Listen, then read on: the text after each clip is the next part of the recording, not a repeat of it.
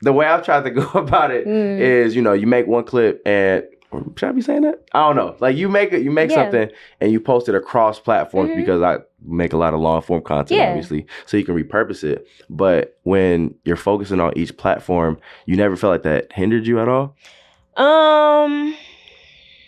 Because like you establish it here and then there is not established. Then you establish it there, then somewhere else is not established. It sounds like you divided and conquered. Yeah. But I was like, dang, did you maybe get to your goal faster by doing that? Or I would say I did. Definitely did. Because I know me, I'm the type of person where I don't like to be spread thin, you know? I'm the type of person where I need stuff in bite-sized pieces, because if you just lay something in front of me, my mind is automatically go, okay, portion is here, put this here, do this step, and we can get that done.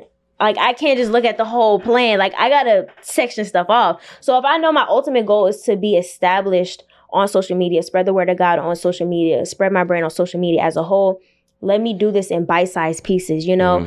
And because I tried to do everything at one time, like post everything, you know? And I mean, I do it now, but the way I grew at first was just focusing on each individual platform, because each individual platform has its different algorithm. Yeah. So the way I grew on TikTok was different the way I grew on Instagram. You know what I'm saying? So no, I honestly, I don't think I did. But I can see why you, because it's different for you because you have your clips, right? Yeah. So it's like you could just post that everywhere. But I feel like for me, I had to create, like for my brand, it's not like a clip, you know, it's like I have to actually create it. Yeah. And it's different for each platform. So that's why I was wondering if you would ever get kind of burnt out or exhausted, because when you have to go out and create one video, then another video, then another video. And then when you say you post 10 in a day, that's 10 for one day. Yeah. And you do it. So in 7 days, you got what? 70 pieces of like,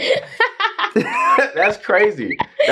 That's crazy. And then that's just a week. Yeah. So then in a month, you got what? 350 or something like that. So that's not 350, 280, but yes, that's so much. Yeah, but it is a lot. I think it speaks to your drive again. Yeah, and also like the type of content I was creating on TikTok, it wasn't hard. Yeah, you know, it was just me repurposing. That's another thing. Yeah, I've seen that you make some simple. I've seen you make so much. Yeah, it's content. Simple. Like it's easy. I mean, simple, and then it just does well. It's all about how you structure the content. Yeah. You know, a lot of people think they need this big production.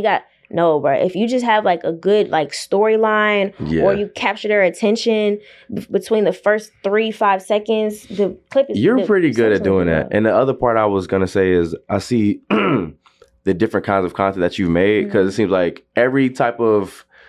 I'm not trying to say you do every trend, but it seems like a lot of the different formats for the content, I've seen you do them, and I end up saving them because of what you're saying in the content, but also because of how you structured it. I'm like, man, one of these days I'm gonna start doing that stuff. Structure is everything. Yeah, but I want to talk about Wise Label now, since we kind of get into that. Big Wise Label, yeah. Yeah, I think it's cool how usually when I see you wearing Wise Label, which is genius, of course. It's I really used to not do that either. Why? I don't know. I think because at first I only had like 2 shirts. It's like I'm not about to keep wearing the same 2 shirts every day. But now that I have more colors, it's like, okay, I kind of got more options. And I don't know. Probably. It's interesting. Kind of. Go ahead. And I never really thought about it like, oh, it's my brand. I got to wear this every day. Like, I never even thought about it. So. Because I mean, of course, you are like your biggest promo. Yeah. So if every time people see you, they see Wise Label, they will always start to think of Wise Label when they see you. And let's say even not when you're wearing it, they'll be like, where's it at? Yeah. Where's it at? They asking questions. I agree, yeah. Because I've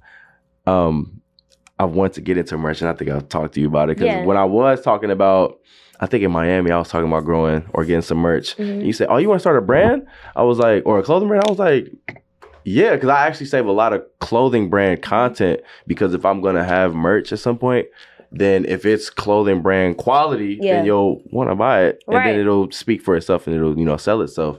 So what has been the process like? What's the process been like as far as starting it and maintaining that and growing it? Difficult.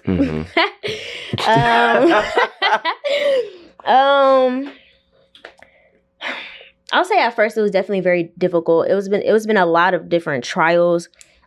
setbacks. Even right now, I still be like dealing with setbacks, but now it's more so, okay, get over the setback and keep going.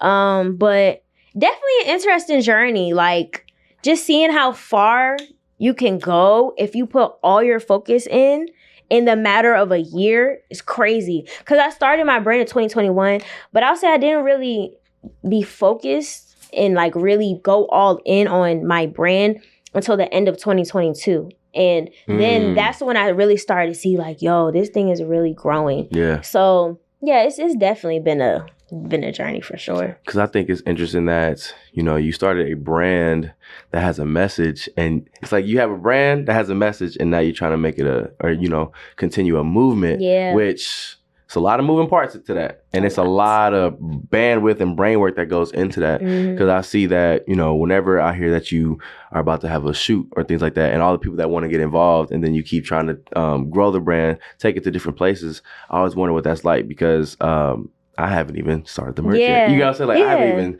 started that process yet, but you started it and you're going farther with it. Yeah. When I first started, okay, so the way I started my brand, I used to have a lash business. Yeah. And, you know, it was going well, but then I felt my creativity was limited. Like, even when I was creating the content and stuff, I'm like, there's more that I could be doing, but it was restricted because I can only make content for girls that like lashes. You know what I'm saying? And even I don't wear lashes every day. Right. So I'm like, okay, I'm gonna need to expand. So then I started thinking, okay, maybe I could add jewelry, you know, add some bonnets. That's when my mind started to go. Bonnets? Yeah. That would have been nice. And then that's when I remember I was fasting, right? And God just gave me the vision, like, you know, started a clothing brand. He just gave me the vision, these ideas. And that's when I was like, because I used to always say I didn't want a clothing brand. So I'm like, okay, God trying to stretch me a little bit. So then around the time before I started my brand, I had just gotten into a car accident. And so when God gave me the vision to start my brand and I started, you know, planning on the back end, I had just got money in from the car accident. So I'm like, okay, I can invest this into getting some shirts made, right? Yeah. So I used the money, invested into some shirts, got the shirts made. And smart move. Yeah, you know what I'm saying? And I started with the heat press method. So there's different ways you could start. Heat press, screen print, embroidery. You're starting to speak a different language to me now. I'm like, I don't know what that is. Oh, yeah. It's different ways you could start. But I started with vinyl. Basically, it's like, how do you even explain this? Basically, you put the sheet and through a cutter, and it cuts the design. Oh, a Cricut. I know what a Cricut is. You know there you go. He was like, you're going to be like, a Cricut? He going to be confused by that. I'm like, Cricut doesn't know what that is. But if you put it through the Cricut, and then it cuts the design. Yeah. And then you put it on, heat press, and then design goes on the shirt. So that's how I started. Okay. Because it was the most cost efficient way. So I'm gonna have to hit you up about that. Yeah, because I was like, okay, I know screen print is better for like quality, but I can't necessarily invest in this right now at this moment. So I'm like, I can just grow there and start with what I have. Okay. So then, you know, I did some shirts. And then I had a little like rhinestone template that I had on my shirt that I got made overseas, and I had them ship it to me. And then I did my photo shoot. I just hit up a friend and I did the photo shoot with him. We did like a little video, promo, some pictures. Set the website up. Y'all use Shopify. If y'all start thinking about starting a brand, Shopify is your go-to. Because I used to use Wix, but Shopify is way better. Way better. Why?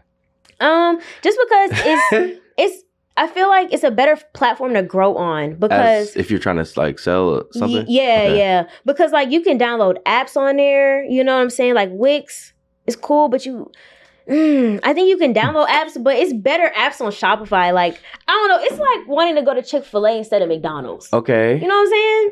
It's just like better. It's like you. It's still food, but it's like better food. There we go. You know what I'm saying? Yeah. So that's how Shopify is. So yeah, I started with Shopify, did a little photo shoot, promoted it, and then just kept growing from there. Okay. I think a lot of people respect you and the work that you do because, again, how old are you? 21. 21. Yeah. So you're 21 and you're starting a brand, but then the brand is, you know, promoting the kingdom, promoting God, of course. And I respect that because I don't think that's easy, right? It's not.